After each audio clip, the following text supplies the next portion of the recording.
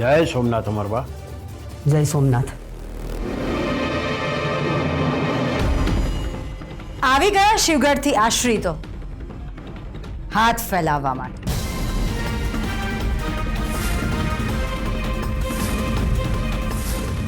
વેદિકા ભાભી,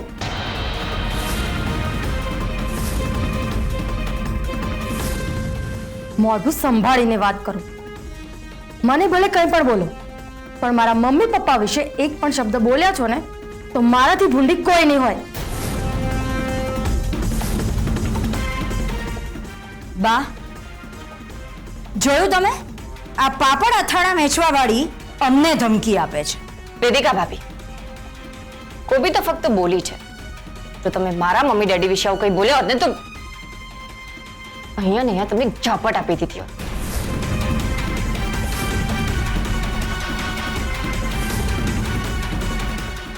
પછી ભલે મારા ડેડી ગમે તેવા હોય. કેસર બસ, તમે મર્યાદા ના ઓળંગશો. મર્યાદા? વાહ, આ મર્યાદા કોણ નક્કી કરશે? ચાના આધારે અને કેવી રીતે? વડીલોને માન આપવું, મિત્રોની મદદ કરવી અને આપણાથી નાનાઓને પ્રેમ કરવો, આ જ મારી મર્યાદા છે. અને હું મારી મર્યાદા ત્યારે ઓળંગું છું જ્યારે સામેવાળો પોતાની મર્યાદા ભૂલી જાય છે.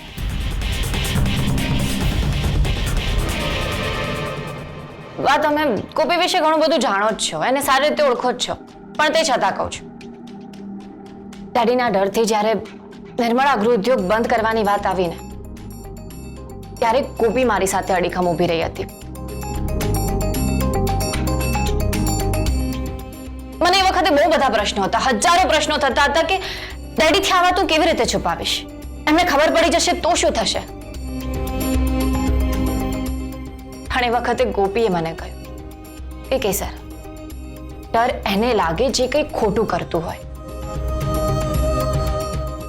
પણ આપણે તો કંઈ જ ખોટું નથી કરી રહ્યા. અને જ્યારે તારા ડેડીને ખબર પડશે ત્યારે જોઈ લઈશું. ડેડીને ખબર પડી, એમણે બહુ ગુસ્સો કર્યો, ઝઘડા થયા, બહુ બધા પ્રોબ્લેમ્સ થયા. પણ એ વખતે કોપી મારો હાથ પકડીને અડીખમ ઊભી રહી. અને જુઓ, આજે એને નિર્મળા ગૃહ ઉદ્યોગને ક્યાંથી ક્યાં પહોંચાડી દીધો છે.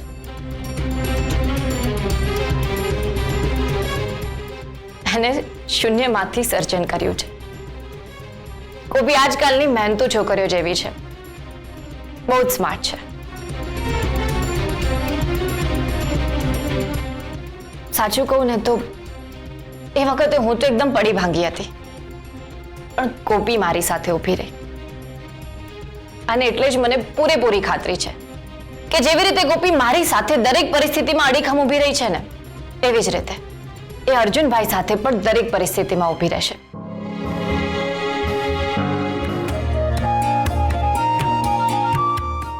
કેસર, આ જ કારણસર અમરબાને હું મારા આદર્શ માનું છું. કેટલો ક્લિયર થોટ છે એમનો. એનીવે, ફરીથી અમે તમારી માફી માંગીએ છીએ. અમરબા, તમે માફી માંગીને એમને શરમમાં ના મૂકશો. તમે ફરી અહીંયા બોલાવ્યા ને એ જ અમારા માટે બહુ મોટી વાત છે. ના ના, એવું નથી. આપણે મુદ્દાની વાત કરીએ. અમે તમારી દીકરી ગોપી સાથે અમારા અર્જુનસિંહના લગ્નનો પ્રસ્તાવ મૂકીએ છીએ.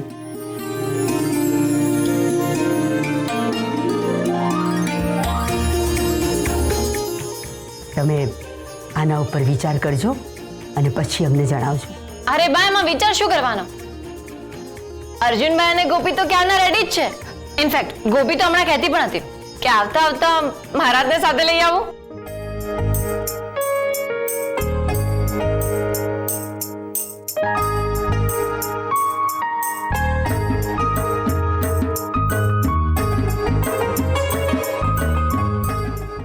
ખુશ રહો.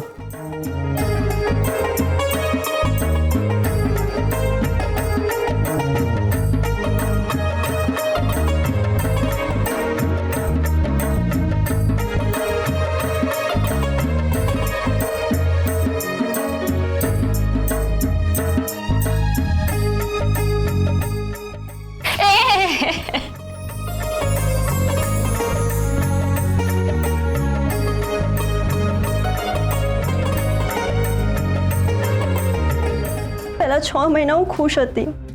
મને લાગ્યું એ કશે બીજા પુરુષો જેવું નથી, બટ આઈ એમ રોંગ. એ પણ એવો જ નીકળ્યો. બધા પુરુષો એક સરખા જ હોય છે.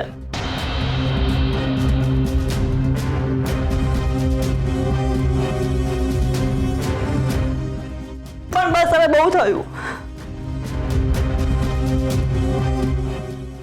એને મારા સાથે લોયલ નથી રહેવું તો હું પણ એની સાથે લોયલ નહીં રહું. એને એના મનનું ધાર્યું જ કરવું છે તો હું પણ મારા મનનું ધાર્યું જ કરીશ.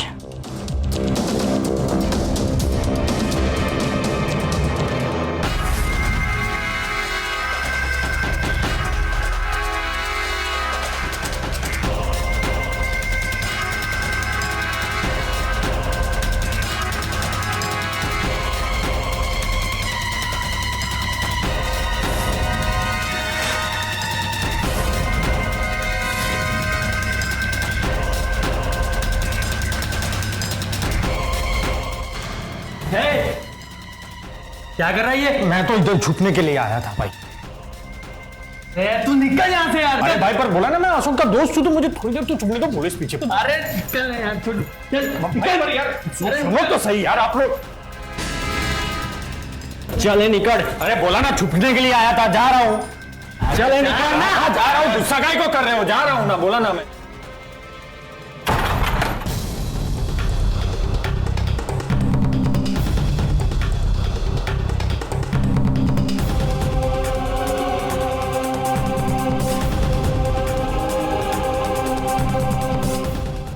મારું કામ તો થઈ ગયું. ફોજદાર, રાજગઢના વન એન્ડ ઓનલી આપણા બાને રાજ્ય રત્ન એવોર્ડ મળવાનો છે અને એવોર્ડ ફંક્શન અમદાવાદમાં જ છે. છે ને એકદમ તબલા તો ન્યૂઝ. મને તેવું મન થાય છે ને કે આખા ગામમાં પહેરાવે છું. બા પણ બહુ જ ખુશ છે. ફોજદાર, હું તમને શું કહું છું, તમે બાને છે ને કોંગ્રેચ્યુલેશન કહેવા માટે એક ફોન કરી દેજો. એમને બહુ જ ગમશે. ઓકે?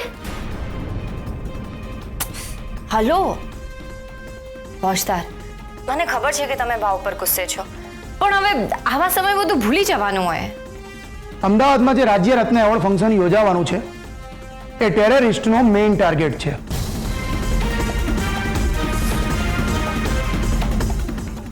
હલો ફોજદાર, હા કંઈક તો રિપ્લાય કરો. તમને ખુશી ના થઈ? થઈ ને, બહુ જ ખુશી થઈ ગઈ sir. It's a very good news. હું બાને ફોન કરીશ કે સર હું તને પછી ફોન કરું. અત્યારે હું જરાક બિઝી છું. ઓકે? અરે પણ હલો, મૂકી દીધો?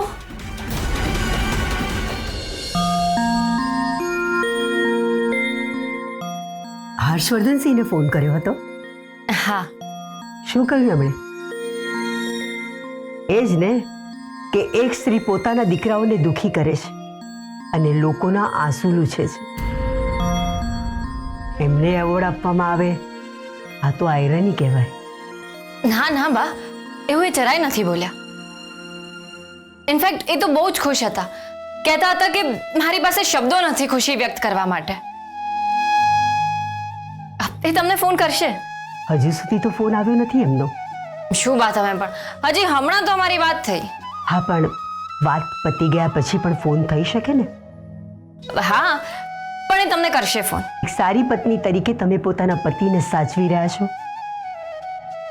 એ માટે તમારા વખાણ કરું કે અમારી સાથે તમે જુઠ્ઠું બોલી રહ્યા છો એ માટે તમારી સામે ગુસ્સો કરું.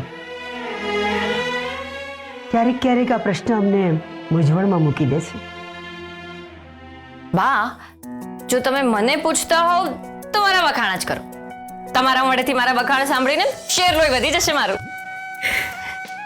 ચાલો, આજે અમે તમારા માટે લાપસી બનાવી છે. શું? હા, આપણે સાથે બેસીને જમીએ. આવો. હા.